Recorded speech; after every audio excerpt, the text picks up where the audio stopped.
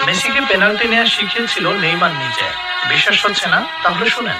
বিশ্বের ইতিহাসের সবচেয়ে সফল পেনাল্টি টেকারের নাম হইল Neymar da Silva Santos junior.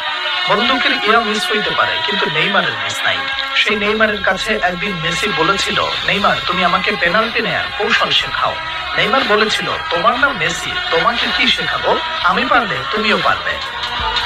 কথাগুলো কোনো কাল্পনিক কনভারসেশন নয়, পিএসজিতে থাকাকালীন এমনটা ঘটেছে বলে নিশ্চিত করেছে ফুটবল দুনিয়ার সর্বজন বিশ্বস্ত স্পোর্টস জার্নালিস্ট ফাব্রিজিও রোমানো।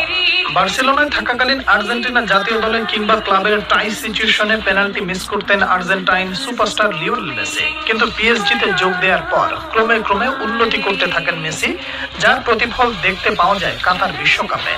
আর্জেন্টিনার হয়ে একের পর এক পেনাল্টিতে শতভাগ গোলের দেখা পান মেসি। সেই সময়ের পেনাল্টি নেওয়ার স্টাইল অনেকটা নেইমারের মতো হওয়ায় অনেকেই প্রশ্ন তুলেছিলেন, তাহলে কি নেইমার